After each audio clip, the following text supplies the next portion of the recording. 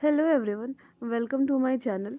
तो आज हम लोग पढ़ेंगे इंडिकेशन ऑफ टेंस। इंडिकेशन का मतलब होता है कि किस किस चीज़ में आपका टेंस का इस्तेमाल किया जाता है, किस किस केस में हम लोग टेंस मशीन को इस्तेमाल करते हैं।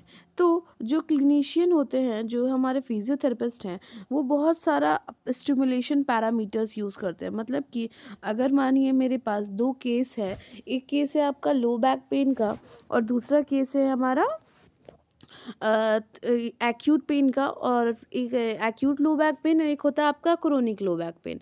तो एक्यूट और क्रोनिक दो अलग अलग केस में, दोनों क्या है, दोनों लो बैक पेन है, मतलब दोनों में कमर में दर्द ही है। लेकिन एक क्या है कि अभी फ़िलहाल हुआ है, एक क्या है आपका बहुत दिन से चलता आ रहा है, मतलब 6-7 महीने से। तो उस दोनों में हम अलग अलग फ्रिक्वेंसी, अलग अलग ड्यूरेशन का मशीन्स में यूज़ करेंगे। जैसे हमारा टेंस मशीन होता है, तो उसमें क्या है आपका कि उसमें हम अलग अलग फ्रिक्वेंसी सेट करते हैं। फ्रिक्वेंसी आराम से सेट करेंगे, पल्स ड्यूरेशन सेट करेंगे, टाइम सेट करेंगे और प्लेसमेंट करेंगे इलेक्ट्रोड्स का। अब आप लोग सोचोगे कि इलेक्ट्रोड का प्लेसमेंट करना कैसे है। तो मैंने इसका वीडियो ऑलरेडी बना चुका है मेरे प्रीवियस चैनल पे, इसका वीडियो अपलोडेड है। तो आप लोग एक बार वहाँ से देख लीजिएगा कि इसका एग्जैक्टली होता कहाँ से, ठीक है। तो मैं अब आप लोगों को बताती हूँ कि देखिए ये क्या है आपका स्टिमुलेशन पैरामीटर्स। मतलब क्या होता है कि किस किस पैरामीटर्स में इसको स्टिमुलेट किया जाता है। ओके, तो फिर अब आपका आता है कि देखिए सबसे पहले आपका आता है लो बैक पेन। क्या आता है आपका? लो बैक पेन। क्या आता है? लो बैक पेन। क्या आता है? लो बैक, मतलब कि कमर दर्द। क्या है? कमर दर्द, ठीक है। अब रेंज ऑफ क्लिनिकल एप्लीकेशन, मतलब किस किस केस में हम लोग इस्तेमाल करते हैं। तो लो बैक पेन आपका दोनों चीज़ में यूज़ होता है, क्रोनिक में भी और एक्यूट में भी, ठीक है। लिखा जैसे इसमें क्या लिखा हुआ है, through many physiotherapist use TENS for the treatment of both acute and chronic low back pain the studies. अब आप लोगों को मैं एक चीज़ बताती हूँ कि यहाँ पे जो हम लोग जानेंगे कि कैसे कैसे किस किस चीज़ में इसका इस्तेमाल कितना होता है, किस केसेस में करना है, नहीं करना है, एग्जैक्टली टेंस में कैसे इस्तेमाल करना है। तो सबसे पहले लो बैक पेन। तो लो बैक पेन के बारे में मैं आपको एक चीज़ बता देती हूँ कि हमारे जो बहुत सारे साइंटिस्ट हैं, उन लोगों ने लो बैक पेन पे यूज़ किया टेंस को। जैसे हमारा टेंस है उसको 57 पेशेंट्स पे यूज़ हुआ वो, ठीक है, लो बैक पेन पे। तो उन लोगों को ये चीज़ पता चला कि ये जो लो बैक पेन पे टेंस का इस्तेमाल वो कर रहे हैं, उसमें क्या होता है ना कि ये शॉर्ट टर्म एनाल्जेसिक की तरह काम करता है। किसकी तरह काम करता है? शॉर्ट टर्म एनाल्जेसिक की तरह। मतलब कि कुछ देर के लिए आपका काम करता है ये। कुछ शॉर्ट टर्म एनालिसिस का मतलब क्या होता है कि अभी अगर मेरे को कमर में चोट लगा और मैं टेंस लगाई तो मेरा अभी कमर दर्द ठीक हो जाएगा। लेकिन अगर हमको लॉन्ग टर्म के लिए कि हमको हमेशा के लिए वो कमर दर्द ठीक हो जाए तो वो ठीक नहीं होगा। इसमें लॉन्ग टर्म पेन रिलीफ नहीं है। तो अगर किसी भी लो बैक पेन वाले पेशेंट पे अगर आप टेंस यूज़ कर रहे हो ताकि पूरे तरीके से उसका कमर दर्द ठीक हो जाए, तो वो ठीक नहीं होगा। तो क्या होगा, शॉर्ट टर्म पेन के लिए हम लोग इसको इस्तेमाल कर सकते हैं, लेकिन लॉन्ग टर्म पेन के लिए हम लोग इस्तेमाल इसको नहीं करेंगे। क्या करेंगे? लॉन्ग टर्म पेन के लिए इसको इस्तेमाल हम लोग नहीं करेंगे। समझ में आया आप लोगों को?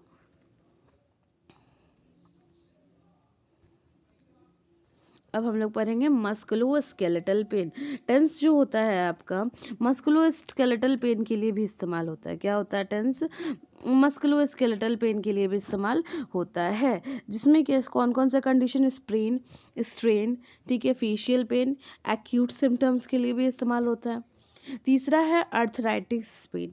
अर्थराइटिस क्या होता है? अब क्या होता है ना कि हमारे बॉडी में कई बार हमारे जॉइंट्स में हर जगह इन्फ्लामेशन होता है। तो उसमें क्या होता है आपका, कभी कभी मल्टी जॉइंट का इन्वॉल्वमेंट होता है, मतलब एक से ज़्यादा जॉइंट में इन्फ्लामेशन होता है, तो अर्थराइटिस काउज करता है। ऑस्टियो अर्थराइटिस और रिमेटॉइड अर्थराइटिस।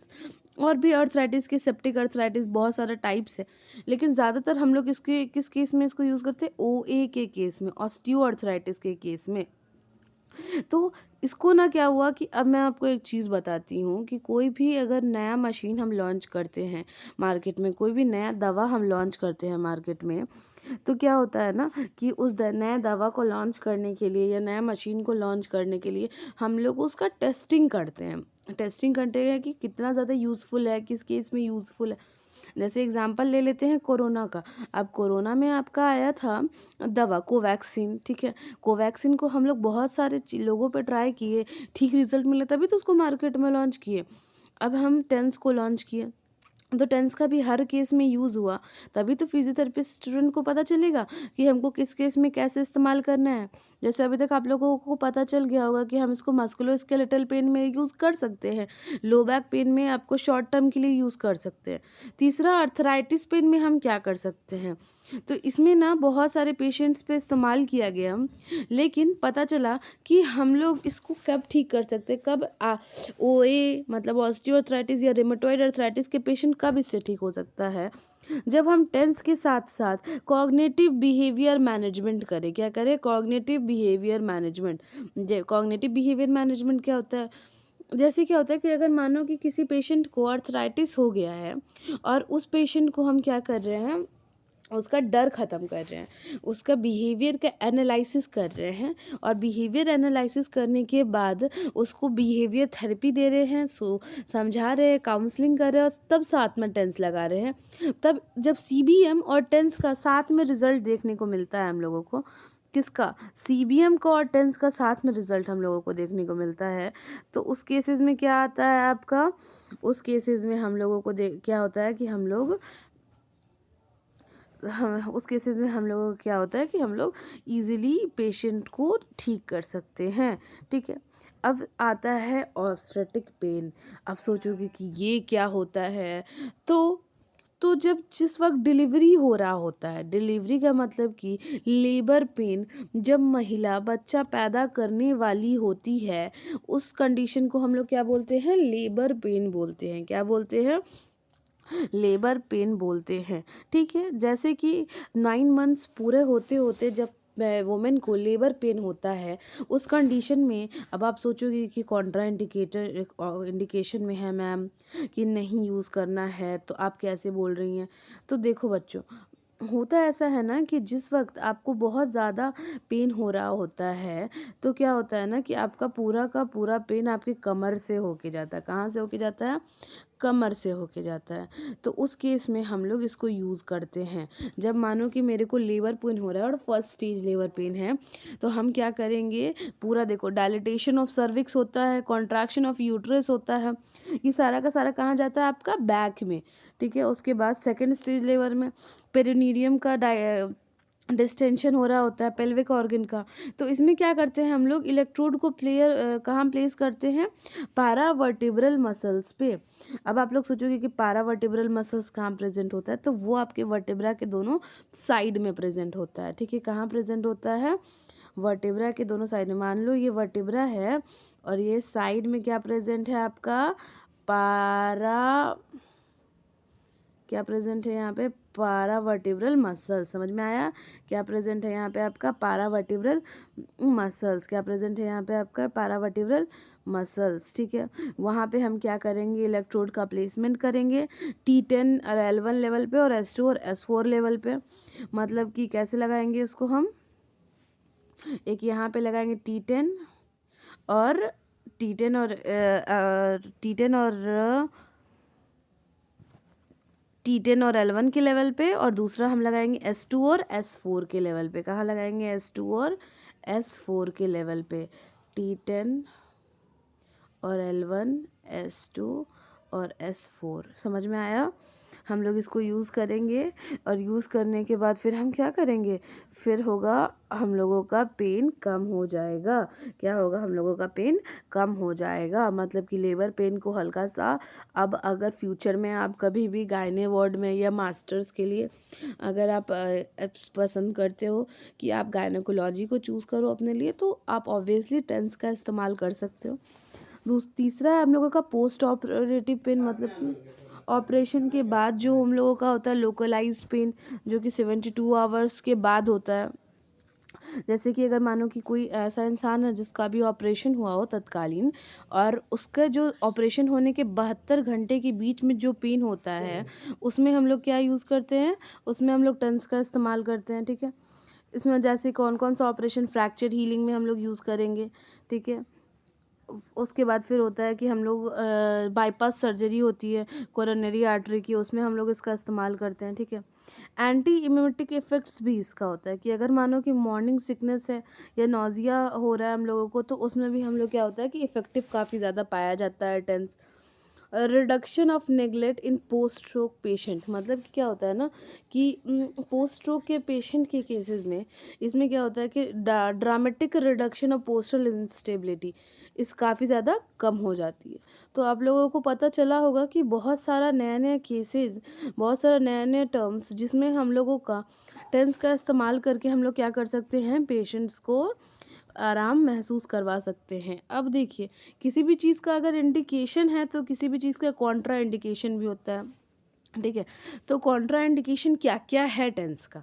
अब इंडिकेशन का तो मतलब ही समझ में आ गया कि हम लोग उस केस में यूज़ करेंगे, और कॉन्ट्रा इंडिकेशन का मतलब क्या होता है कि किस-किस केस में हमको इस्तेमाल नहीं करना है। तो सबसे पहले क्या होता है आपका एनेस्थेटिक स्किन, क्या होता है? Anaesthetic skin.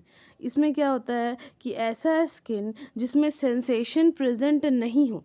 मानो कि अगर आपके स्किन पे हम चूटी काटें और आपको पता ही ना चले कि चूटी कट रहा है, तो इसका क्या मतलब होता है कि आप में सेंसेशन प्रेज़ेंट नहीं है। तो अगर हम उस स्किन पे जिसमें सेंसेशन प्रेज़ेंट नहीं है, जिसको कुछ महसूस नहीं हो रहा है, हम अगर टेंस लगा देंगे तो क्या हो सकता है? बर्न हो सकता है, क्या हो सकता है? जल सकता है, ठीक है। अब दूसरा होता है पेशेंट इज़ एट रिस्क, जैसे कि मानो कि जो बच्चे होते हैं वो लोग एग्ज़ैक्टली बता नहीं पाते हैं। अब किसी छोटे बच्चे पे आप टेंस लगाओ, तो वो बच्चे क्या बोल पाएँगे कि टेंस बंद करना है, नहीं करना है या फ्रीक्वेंसी कम करना है? तो वो लोग ज़्यादातर रिस्क पे रहते हैं। जो बूढ़े होते हैं वो भी नहीं बोल पाते हैं कि टेंस का फ्रीक्वेंसी कितना कम रखना है, उन लोगों को आइडिया नहीं रहता है। ठीक है।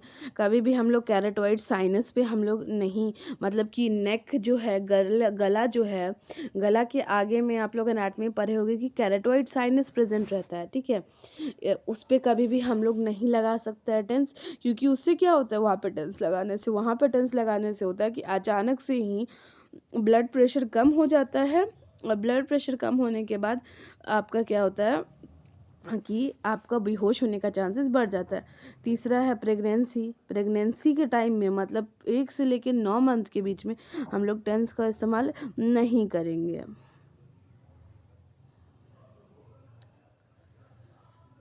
तो हम लोग प्रेगनेंसी में किस अगर कभी आपसे पूछा जाए कि प्रेगनेंसी में हम टेंस का इस्तेमाल करते हैं या नहीं करते हैं, तो इसका आंसर काफ़ी क्रिटिकल आपको देना पड़ेगा। तो हम लोग क्या बोलेंगे कि 9 महीने तक जब प्रेगनेंसी हो रही होगी, तो चल रही होगी, जो ट्राइमेस्टर का पीरियड होगा, तो उसमें हम इस्तेमाल नहीं करेंगे। लेकिन अगर पेनलेस डिलीवरी कराना है, क्या कराना है? पेनलेस डिलीवरी कराना है, तो उस कंडीशन में हम इसका इस्तेमाल करेंगे। फिर होता है पेशेंट्स विद पेसमेकर। ऐसे पेशेंट्स जो कि आपके पेसमेकर के साथ हैं, जैसे कि बहुत सारे ऐसे पेशेंट होते हैं जो कि आपका दिल उनका धड़क नहीं पाता है, तो वो लोग क्या करते हैं, पेसमेकर इंस्टॉल कराते हैं ताकि हार्ट का बीट को मेंटेन कर सके। तो उनके साथ क्या होता है कि अगर कोई पेशेंट अगर पेसमेकर लगाया हुआ है, तो उसके साथ अगर हम टेंस को लगाते हैं, तो पेस मेकर के साथ वो इंटरफेयर करता है, और जिसकी वजह से उन लोगों का पेसमेकर ख़राब होने का चांसेस होता है, ठीक है। पेशेंट विथ एलर्जी, ऐसा पेशेंट जिसको इलेक्ट्रोड के जेल या फिर टेप टेप से एलर्जी हो, उसमें हम यूज़ नहीं करेंगे। एपिलेप्सी के पेशेंट में हम इस्तेमाल नहीं करेंगे। और ट्रीटमेंट वाइल ड्राइविंग, अगर मानो कि वो ड्राइव कर रहा है, तो उस केसेस में हम इसका इस्तेमाल नहीं करेंगे, ठीक है। यहीं पे आपका टेंस पूरा पूरा समाप्त होता है। टेंस पढ़ा आपने, पेन गेट थ्योरी के बारे में मैं आपको बताई, different mode of TENS explain किया मैंने, और उसके बाद फिर हम लोग जाने कॉन्ट्रा इंडिकेशन और indication.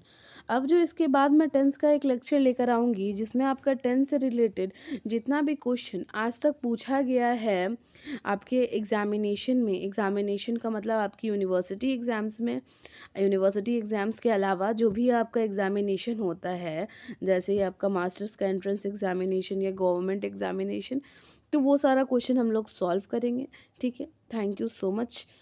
Please comment, like and subscribe to my channel. और अगर आपको टेंस का नोट्स चाहिए तो आप मेरे कमेंट बॉक्स में कमेंट कर देना, मैं नोट्स को डिस्क्रिप्शन में डाल दूँगी, ठीक है? Thank you so much.